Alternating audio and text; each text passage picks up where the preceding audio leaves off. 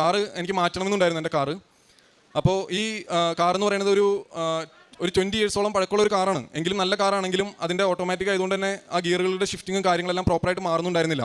അപ്പോൾ ഞാൻ മനസ്സിൽ പറഞ്ഞു, ഓൺലൈൻ ഈ ലൈറ്റ് ക്യാൻഡിൽ ഞാൻ മെൻഷൻ ചെയ്തിരുന്നു എനിക്ക് നല്ലൊരു കാർ വേണം മാതാവേ. പക്ഷേ എൻ്റെ ഇപ്പോൾ ഉള്ള വണ്ടി എനിക്ക് മറ്റൊരാൾക്ക് കൊടുക്കാൻ എനിക്ക് മനസ്സ് വരുന്നില്ല, മറ്റൊരാൾ ഉപയോഗിക്കണമെന്നും ഞാൻ ആഗ്രഹിക്കുന്നില്ല.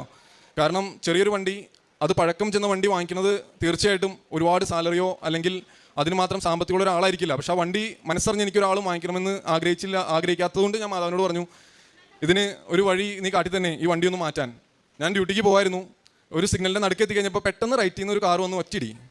അന്ന് വരെ ആക്സിഡൻറ്റ് എന്താണെന്ന് ഞാൻ കണ്ടിട്ടില്ല, പക്ഷേ കേട്ടിട്ടുണ്ട്. അതിൻ്റെ വലിപ്പം അറിയില്ലായിരുന്നു. പിന്നീടുണ്ടായ അരമണിക്കൂർ ഞാൻ അവിടെ ഇരുന്ന് ഉരുകായിരുന്നു.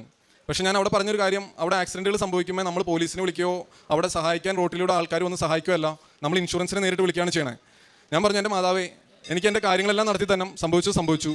ആ ഇടിച്ച ആൾ വന്ന് ഡോർ നോക്ക് ചെയ്തിട്ട് തുറക്കാൻ പറ്റുന്നില്ല. അപ്പുറ സൈഡിൽ വന്ന് എനിക്ക് എഴുതി തന്നിട്ട് എൻ്റെ അടുത്ത് പറഞ്ഞു, നീ ഇൻഷുറൻസിന് വിളിച്ചാൽ മതി. അവിടുന്ന് അങ്ങോട്ടുള്ള എല്ലാ കാര്യങ്ങളും 3-ാമത്തെ ദിവസം എനിക്ക് എൻ്റെ കാറിൻ്റെ പേയ്മെൻറ്റ് കിട്ടി. ഞാൻ എൻ്റെ അറിയാവുന്ന എൻ്റെ കൂട്ടുകാരോട് പറഞ്ഞു, എൻ്റെ ആ കാറിന് കിട്ടാവുന്നതിനേക്കാളും കൂടുതൽ മാർക്കറ്റ് വാല്യൂ അവിടെ കിട്ടി. അങ്ങനെ ഞാനും എൻ്റെ വൈഫും മനസ്സിൽ ഒട്ടും തന്നെ ചിന്തിക്കാത്ത ഒരു കാറ് ഓടിപ്പോയി വാങ്ങിക്കുകയും ആ ആക്സിഡൻറ്റ് വഴി കിട്ടിയത് ഏറ്റവും വലിയത് മാതാവിൻ്റെ സംരക്ഷണമാണ്.